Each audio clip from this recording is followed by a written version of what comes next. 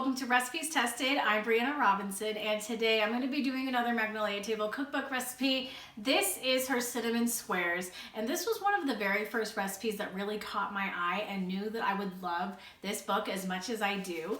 And it's just really cute. It's very eye-catching to me. I love the process pictures. It kind of makes me feel like I'm cooking right alongside with Joanna Gaines, and it's just kind of homey feeling.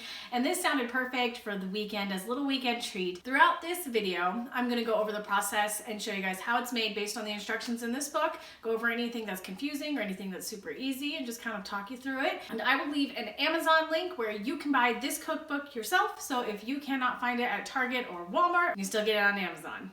And then at the end of the video, I will give a review and let you know if it's love at first bite. If you want to see how this recipe turns out, just keep watching and I'll get testing. First thing I got going on was my yeast. So I got my warm water and added in the yeast that's called for the recipe and some sugar to help it activate. So I just stirred all of that together. And after a little bit, I noticed that my yeast wasn't blooming like it normally would. So I checked the temperature and my water was just not warm enough for how cold my bowl was, and it really dropped the temperature. So the yeast just never activated. So I decided to start over and added the water and the yeast back in with the same amount of sugar as before, mixed everything together and let it bloom and activate so that my yeast could rise in my dough and my dough would rise. So once that was bloomed, I added in the rest of the sugar, my milk, 2 eggs that I beat together, and some melted butter and salt, and mixed all of that together. This is the wet ingredients for the recipe. And then I realized my bowl was way too small, so I went and added in to a big bowl 6 cups of all-purpose flour, and then mixed all of that together. And I noticed that it was super duper loose and wet, but I decided to keep trying to go and added in the butter on top. But then I just thought that it was just too loose. So I added in more flour, 2 more additional cups, and mixed that all in. And then this time I brushed it with some melted butter because before room temperature butter wasn't quick enough. And then I covered it with some clear wrap and let it rise. And while it was rising, I got going on the filling. So I got my brown sugar, pecans, and my butter and pulsed that until it was a paste. And I wasn't quite sure if it was pasty enough or whatever, but that's what it looked like. And then once the dough was risen for the amount of time that the recipe said, I dumped it out onto a floured surface, and it was still really sticky, and it was really heavy. It was kind of hard to work with because it was just kind of floppy and heavy, and it didn't really want to cooperate all that much. But I rolled it out with my rolling pin and spread the dough, or the filling. And the filling didn't really want to spread either, but I kind of just forced it to do what I wanted it to do. And then once I got all the edges covered, this is the hardest part, I tried to fold it in half. And because the dough was so floppy and heavy, it didn't really want to be picked up, and it absorbed all the flour that I put on the bottom. And so I tried to put more flour down, flip it over so that I could tuck in the edges so that my filling wouldn't spill out everywhere.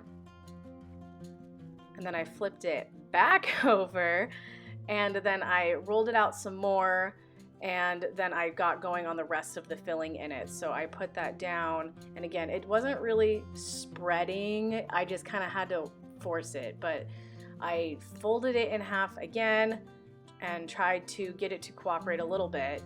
And I tried to tuck everything in before I rolled my dough flat again. And then I tried to cut it into equal pieces, and I had significantly more squares than she does in the pictures because I had to add so much more flour. And I also had a semi-difficult time getting them to be roughly the same shape so that they would bake evenly. But once they were all cut, that's what they looked like, and I put them on a parchment-lined baking sheet and then brushed them with some egg wash. And after they were done baking for an additional 10 minutes than were required, this is what it looks like when it was done. All right, you guys, well, these have cooled off a little bit, so I'm gonna try to dig one out and give it a taste and see if it's love at first bite. Huh.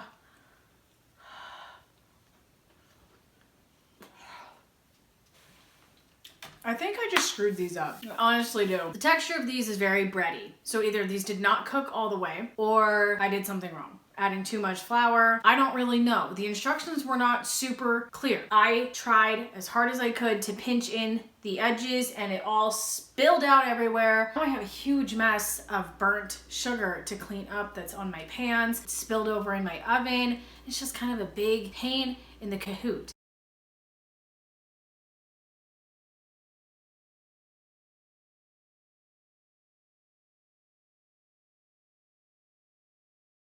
I'm glad that I made these because now I learned, and if I do make these again, I can learn from this mistake and go from there. My dough was really soft. Was it because of the melted butter and it was just really softened? Should I have popped it in the fridge for a little bit to firm up? Was it because I didn't add enough flour in the first place? Like, there's just so many questions for me about what the mistake was, but I do know that there were some massive mistakes made with this recipe. I mean, I gotta say, from how it went for me, I'm gonna rate these a 2. I feel like I pretty massively failed these and it really sucks because so far every recipe that I've tried out of this cookbook have been really awesome, and for me to have such high hopes about these and for them to turn out not so great is kind of a huge bummer. I'm gonna go ahead and get out of here. So thank you guys so much for watching and hanging out with me today. I appreciate it. Let me know down in the comments below if you guys have any suggestions for what I could have done differently. I don't think that these should be that hard.